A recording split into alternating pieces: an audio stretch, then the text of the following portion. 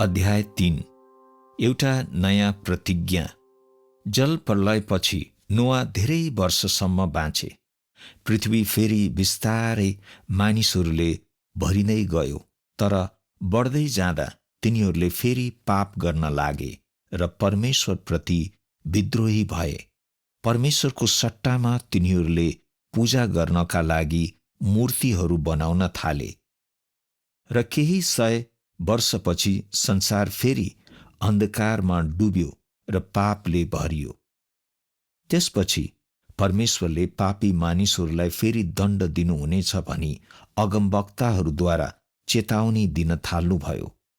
पश्चातापको सन्देश ल्याउने परमेश्वरका यी अगमवक्ताहरूलाई घृणा गरियो, सताइयो र धेरैजनाको हत्या पनि गरियो। तर मानिसहरूलाई प्रेम गर्नुहुने परमेश्वरले यी अगमवक्ताहरूलाई एक पुस्तादेखि अर्को पुस्तासम्म संसारमा पठाइरहनुभयो। यशायाका अगमवाणीहरू। यो आमोजका छोरा यशायाले यहुदाका राजाहरू उजिया, योताम, आहाज र हिजकियाका शासनकालमा यहुदा र यरुशलेमको विषयमा देखेको दर्शन हो। दुष्टतामा किन निरन्तर रहने? हे आकाश सुन, हे पृथ्वी ध्यान दिएर सुन, किनकि यहोवा भन्नुहुन्छ, मैले छोराछोरीहरूलाई पालन पोषण गरेर हुर्काएँ, तर तिनीहरूले मेरो विरुद्धमा विद्रोह गरेका छन्। गोरुले आफ्नो मालिकलाई चिन्छ र गधाले आफ्नो मालिकको डुँड चिन्छ, तर इजरायलले चिन्दैन। मेरा मानिसहरूले बुझ्दैनन्। धिक्कार त्यस पापी जाति, अपराधले लादिएको जाति, दुष्ट काम गर्नेहरूका सन्तान, भ्रष्ट भएका सन्तान। तिनीहरूले यहोवालाई त्यागेका छन्। तिनीहरूले इजरायलका पवित्र परमेश्वरलाई लत्याएका छन् र उहाँतिर आफ्ना पिठ्यौँ फर्काएका छन्। तिमीहरू किन अझै पिटाइ खान्छौ? तिमीहरू किन बागी भइरहन्छौ? तिमीहरूका शिरभरि चोटै चोट छ, तिमीहरूका मुटुभरि पीडा छ। खुट्टाको पैतालादेखि शिरसम्म स्वस्थता छैन। चोटहरू र निलो डामहरू र उदाङ्गो घाउहरू छन्। ती घाउहरू सफा नगरिएका र पट्टी नबाँधिएका अथवा तेलले सेकिएका छैनन्। आफूलाई धोएर शुद्ध पार। तिमीहरूका दुष्ट कर्महरू मेरो दृष्टिबाट टाढा लैजाऊ। खराबी गर्न छोड, भलाइ गर्न सिक, न्याय खोज, थिचो मिचोमा परेकाहरूलाई ढाडस देऊ, अनाथहरूका पक्षमा बोल, विधवाहरूको मुद्दा लडिदेऊ। यहोवा भन्नुहुन्छ, अब आओ हामी एकसाथ विचार गरौँ। तिमीहरूका पाप सिन्दुरे रङका भए तापनि ती हिउँ जस्तै सेता हुनेछन्। ती गाढा राता रङका भए तापनि ती ऊन जस्तै सेता हुनेछन्। यदि तिमीहरू इच्छुक र आज्ञाकारी भयो भने तिमीहरूले देशका सर्वोत्तम कुराहरू खानेछौ। म उही हुँ जसले आफ्नै खातिर तेरा अधर्महरू मेटिदिन्छु र तेरा पापहरू कहिल्यै स्मरण गर्ने छैन। धिक्कार तिनीहरूलाई जो मध्यको निम्ति एका बिहानै उठ्छन्, जो मध्यले नमातुन्जेल आधा रातसम्म बस्छन्। तिनीहरूसित भोजमा बीणा र सारङ्गी, खैँजडी, बाँसुरी र मध्य हुन्छन्, तर तिनीहरूसित यहोवाका कार्यहरूका निम्ति कुनै श्रद्धा हुँदैन। उहाँका हातका कामप्रति कुनै आदर हुँदैन। धिक्कार तिनीहरूलाई जसले यसो भन्छन्, परमेश्वरले हतार गरून्, उहाँले आफ्नो काम चाँडो गरून्, ताकि हामीले त्यो देख्न सकौँ। इजरायलका पवित्र परमेश्वरको योजना आओस्, त्यो नजिक आओस्, ताकि हामीले जान्न सकौँ। दुष्टहरूलाई धिक्कार। धिक्कार तिनीहरूलाई जसले दुष्टलाई असल र असललाई दुष्ट भन्छन्, जसले उज्यालोको सट्टा अँध्यारोलाई र अँध्यारोको सट्टा उज्यालोलाई राख्छन्, जसले मिठोको सट्टामा तितो र तितोको सट्टा मिठो राख्छन्। धिक्कार तिनीहरूलाई जो आफ्नै नजरमा बुद्धिमान छन् अनि आफ्नै दृष्टिमा चतुर छन्।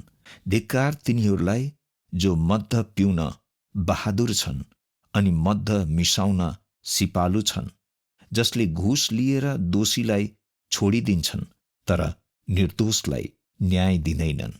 याहवे भन्नुहुन्छ, सियोनका स्त्रीहरू अभिमानी छन्, तिनीहरू गर्दन ठडाउँदै र बिलासी आँखाहरू तर्काउँदै, नक्कल पार्दै, कल्ली लगाएर छमछम गर्दै हिँड्छन्। यसकारण प्रभु याहवेले सियोनका स्त्रीहरूका शिरमा घाउहरू ल्याउनुहुनेछ र तिनीहरूका तालु केशविहीन बनाइदिनुहुनेछ। त्यस दिन प्रभुले तिनीहरूका सिंगारका चीजहरू जस्तै चुराहरू र शिरबन्दीहरू, चन्द्रहारहरू, झुम्काहरू र बालाहरू र घुम्टाहरू, शिरका सिंगारहरू, कल्ली, पटुकाहरू, अत्तरदानीहरू, जन्तरहरू, छाप औँठीहरू र नत्थहरू, मसिनो वस्त्रहरू, अलखा र ओढ्नेहरू, थैलीहरू अनि ऐनाहरू, मलमलका वस्त्रहरू, मुकुटहरू र दोसल्लाहरू खोसेर लैजानुहुनेछ। सुगन्धको सट्टामा दुर्गन्ध हुनेछ। पटुकाको साटो डोरी, राम्ररी कोरिएको केशको साटो मुडुलो टाउको हुनेछ। मसिनो वस्त्रको साटो भाङ्रा, सुन्दरताको साटो डामै डाम हुनेछ। दुष्टहरूलाई धिक्कार, तिनीहरूमाथि विपत्ति आउनेछ। तिनीहरूले आफ्ना हातहरूले गरे अनुसार नै भोग्नेछन्। यसकारण पराललाई आगोका जिब्राहरूले चाटे झैं र ज्वालामा सुक्खा घाँस खरानी भए झैं तिनीहरूका जरा सडी जानेछन् र तिनीहरूका फूलहरू धुलो झैं उडी जानेछन्, किनकि तिनीहरूले सेनाहरूका याहवेको व्यवस्थालाई इन्कार गरेका छन् अनि इजरायलका पवित्र परमेश्वरको वचनलाई लत्याएका छन्। यसकारण चिहानले आफ्नो मुख खोल्छ र आफ्नो मुख ठूलो उघार्छ। त्यसभित्र तिनीहरूका कुलीन व्यक्तिहरू र जनसमूह, तिनीहरूका झगडालु र विलासीहरूसितै पस्नेछन्। तब तिनीहरू बाहिर जानेछन् र मेरो विरोध गर्नेहरूका मृत शरीरहरूलाई हेर्नेछन्। तिनीहरूलाई खाने किराहरू मर्ने छैनन्, न त तिनीहरूलाई जलाउने आगो निभ्नेछ, अनि तिनीहरू सबै मानिसहरूका लागि घृणित हुनेछन्। सनातनका परमेश्वर, के तिमीहरूले जानेका छैनौ? के तिमीहरूले सुनेका छैनौ? के तिमीहरूलाई यो सुरुदेखि नै भनिएको थिएन? के तिमीहरूले पृथ्वीको जग बसालिएदेखि नै बुझेका छैनौ? उहाँ पृथ्वीको गोलाइमाथि सिंहासनमा विराजमान हुनुहुन्छ। पृथ्वीका मानिसहरू फटाङ्ग्रा जस्ता छन्। उहाँले आकाशलाई मण्डप झैं तन्काउनुहुन्छ अनि त्यसमा बास गर्नलाई त्यो पाल झैं फिजाउनुहुन्छ। उहाँले राजकुमारहरूलाई शून्य ठहराउनुहुन्छ र यस संसारका शासकहरूलाई हटाएर बेकममा तुल्याउनुहुन्छ।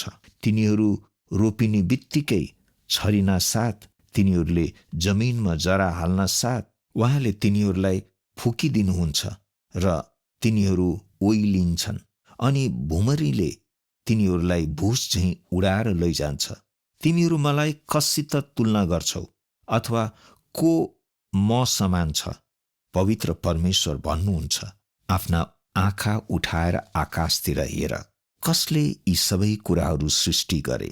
उहाँ जसले तारा मण्डललाई एक एक गरी ल्याउनुहुन्छ र प्रत्येकलाई नामद्वारा बोलाउनुहुन्छ। उहाँको महान पराक्रम र बलवान शक्तिको कारण तीमध्ये एउटै पनि हराएको छैन। के त जान्दैनस्? के तैँले सुनेको छैनस्? याहवे अनन्तका परमेश्वर हुनुहुन्छ, सारा पृथ्वीका सृष्टिकर्ता हुनुहुन्छ। उहाँ थाक्नुहुन्न, न त गल्नुहुन्छ। उहाँको बुद्धि अपरम्पार छ। उहाँले थकितहरूलाई सामर्थ्य दिनुहुन्छ र दुर्बलहरूको शक्ति बढाइदिनुहुन्छ। मूल्यहीन मूर्तिहरू, मूर्ति बनाउनेहरू सबै केही पनि होइनन् र तिनीहरूले मूल्यवान ठानेका कुराहरू बेकामका हुन्। तिनीहरूका पक्षमा बोल्नेहरू अन्धा छन्। आफ्नै बदनामीको निम्ति तिनीहरू अज्ञात छन्। आफूलाई केही फाइदा नहुने देवतालाई कसले आकार दिएर डलौटे मूर्ति बनाउँछ? त्यस्तो काम गर्ने सबै लाजमा पर्नेछन्। यस्ता कारिगरहरू मानिस बाहेक कोही होइनन्। तिनीहरू सबै आएर आफ्ना अडान लिउन्। तिनीहरू सबै त्रसित र लज्जित हुनेछन्। लोहारले एउटा हतियार लिन्छ र त्यो लिएर उसले कोइलामा काम गर्छ। घनले मूर्तिको आकार निकाल्छ र आफ्नो हातको शक्तिले त्यसलाई बनाउँछ। उसलाई भोक लाग्छ र त्यसको बल हराउँछ। पानी नपिएकोले ऊ कमजोर हुन्छ। सिकर्मीले सुत तानेर सिसा कलमले चिन्ह लगाउँछ। उसले रामोले चिल्लो पारेर त्यसको आकार निकाल्छ र पर्कालले त्यसमा चिन्ह लगाएर घरमा राख्नलाई मानिसको सबै सुन्दरताको रूपमा त्यसको आकार निकाल्छ। त्यो यस मानिसका निम्ति बाल्नलाई दाउरा हुन्छ। त्यसबाट केही लिएर उसले आफूलाई न्यानो पार्छ। उसले आगो सल्काएर रोटी पकाउँछ। तर उसले काठबाट देउता पनि बनाएर त्यसलाई पुज्छ। उसले मूर्ति बनाएर त्यसको सामु निहुरिन्छ। आधा काठ उसले आगोमा जलाउँछ। त्यसमा उसले आफ्नो भोजन पकाउँछ। त्यसैबाट उसले मासु पोल्छ र अघाउन्जेल खान्छ। उसले आफूलाई न्यानो पारेर भन्छ, ओहो, म न्यानो भएँ, मैले आगो देख्न पाएँ। बाँकी भागबाट उसले एउटा देउता बनाउँछ, त्यसको मूर्ति बनाउँछ। ऊ त्यसको सामु घोप्टो परेर त्यसलाई पुज्छ। उसले त्यसलाई प्रार्थनामा भन्छ, मलाई बचाउनुहोस्, तपाईँ मेरा ईश्वर हुनुहुन्छ। तिनीहरू केही जान्दैनन्, न त तिनीहरूले केही बुझ्छन्। तिनीहरूका आँखामा पट्टी बाँधिएको छ र तिनीहरू देख्न सक्दैनन्, अनि तिनीहरूका मन बन्द भएका छन् र तिनीहरू बुझ्न सक्दैनन्। कसैले पनि विचार गर्दैन। यसको आधा भाग मैले दाउराको रूपमा जलाएँ, यसको कोइलामा मैले रोटी पनि पोलेँ र मैले मासु पोलेर खाएँ। त्यसको बाँकी भागबाट के म एउटा घृणित कुरा बनाऊँ? के म काठको टुक्राको सामु घोप्टो परौँ? भन्ने ज्ञान र समझ शक्ति कसैसित छैन। उसले खरानी खान्छ। एउटा ठगिएको हृदयले त्यसलाई पथभ्रष्ट पार्छ। उसले आफूलाई बचाउन सक्दैन, अथवा के मेरो दाहिने हातमा भएको यो कुरो झुट होइन भन्न सक्दैन। परमेश्वरको सान्त्वना, म नै यहोवे हुँ र म बाहेक अरू कोही परमेश्वर छैन। तैँले मलाई स्वीकार नगरेको भए तापनि म तँलाई बलियो पार्नेछु, ताकि सूर्योदयदेखि सूर्यास्तसम्म मानिसहरूले जानुन् कि म बाहेक अरू कोही छैन। म नै यहोवे हुँ र म बाहेक अरू कोही छैन। म ज्योति र अन्धकार सृष्टि गर्दछु। म सुख शान्ति ल्याउँछु र विपत्ति सृष्टि गर्छु। यी सबै कुराहरू गर्ने म यहोवे नै हुँ। पृथ्वी बनाउने र त्यसमा मानिसहरूलाई सृष्टि गर्ने म नै हुँ। मेरा आफ्नै हातहरूले आकाश फिंजाए। त्यसमा भएका तारा मण्डललाई मैले ठिकसँग मिलाएर राखेको हुँ। हे मेरा प्रजा हो, मेरा कुरामा ध्यान देऊ। हे मेरा जाति हो, मेरो कुरा सुन। मबाट व्यवस्था निस्कनेछ। मेरो न्याय राष्ट्रहरूको ज्योति हुनेछ। मेरो धार्मिकता नजिक छ। मेरो उद्धार आउँदैछ, अनि मेरो बाहुलीले राष्ट्रहरूमा न्याय ल्याउनेछ। टापुहरूले मतिर हेर्नेछन् र मेरो बाहुलीको निम्ति आशा लिएर प्रतीक्षा गर्नेछन्। तिमीहरूका आँखा आकाशतिर उठाओ, तल पृथ्वीमा हेर।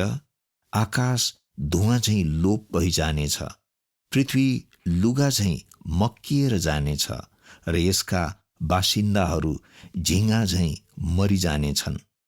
तर मेरो उद्धार सदा सर्वदा रहनेछ। मेरो धार्मिकता कहिल्यै चुक्ने छैन। जे असल छ त्यो जान्नेहरू र तिमीहरू जसको हृदयमा मेरो व्यवस्था छ, मेरा कुरा सुन। मानिसहरूका बदनामदेखि नडराओ, न त तिनीहरूको अपमानदेखि भयभीत हौ, किनकि तिनीहरूलाई किराले लुगा खाएझैँ खानेछन्, अनि तिनीहरूलाई किराले ऊन खाएझैँ खानेछन्। तर मेरो धार्मिकता सदा सर्वदा रहिरहनेछ।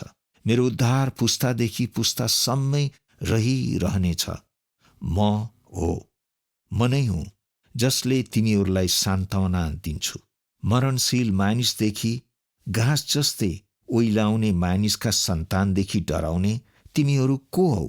तिमीहरू आफ्नो सृष्टिकर्ता यहोवालाई भुल्छौ, जसले आकाश फिजाउनुभयो र पृथ्वीका जगहरू बसाल्नुभयो। तिमीहरूलाई नाश गर्न इच्छुक रहने अत्याचारीहरूका क्रोधसित तिमीहरू दिनहुँ डराएर बस्छौ। ती अत्याचारीहरूका क्रोध कहाँ छ? पुनरुत्थानको बिहानी दुर्बल हातहरू बलियो बनाओ, कमजोर घुँडाहरू दरिला पार। हृदयमा डर बोकेकाहरूलाई भन, बलियो हौ, नडराओ। तिमीहरूका परमेश्वर आउनुहुनेछ, उहाँ बदला लिन आउनुहुनेछ। उहाँ तिमीहरूलाई बचाउन ईश्वरीय प्रतिशोधसित आउनुहुनेछ। मरुभूमि र निर्जल भूमि खुसी हुनेछन्, उजाड स्थान रमाएर फक्रनेछ र अति आनन्दित हुनेछन्। अनि केसर झैँ हर्षले फुल्नेछ, त्यो अति खुसी भएर आनन्दले कराउनेछ। लेबनानको महिमा, कर्मेल र सारोनको गौरव त्यसलाई दिइनेछ। तिनीहरूले यहोवाको महिमा र हाम्रा परमेश्वरको प्रताप देख्नेछन्। तर तपाईका मरेकाहरू जिउनेछन्, तिनीहरूका शरीरहरू उठ्नेछन्। तिमीहरू धुलोमा बस्नेहरू जाग र आनन्दले कराऊ। तपाईका शीत बिहानका शीत झैँ छन्। पृथ्वीले आफ्नो मृतकहरूलाई जन्म दिनेछ। तब अन्धाहरूका आँखा खोलिनेछन् अनि बहिराहरूका कान बन्द रहने छैनन्। तब लङ्गडाहरू मृग झैँ उफ्रनेछन् अनि गुङ्गाहरूको जिब्रोले स्तुति गर्नेछ। उजाड स्थानमा पानी फुटेर निस्कनेछ अनि मरुभूमिमा खोला बग्नेछ। तातो बालुवा ठुलो तलाउ बन्नेछ। तिर्खाएको जमिनमा कलकल गर्ने पानीका मूल फुट्नेछन्। कुनै समय स्याल बस्ने ठाउँमा घाँस, निगालो र काँस हुर्कनेछन्। त्यहाँ एउटा राजमार्ग हुनेछ, त्यसलाई पवित्रताको मार्ग भनिनेछ।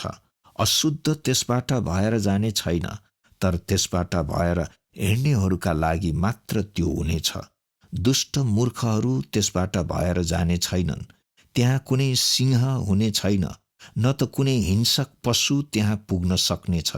तिनीहरू त्यहाँ भेट्टाइने छैनन्, तर छुटकारा पाएकाहरू मात्र त्यहाँ हिँड्नेछन्। यहोवाका मोल तिरेर छुटाइएकाहरू फर्कनेछन्। तिनीहरू सियोनमा गाउँदै पस्नेछन्। तिनीहरूका शिरमा सदा सर्वदाको आनन्दको मुकुट हुनेछ।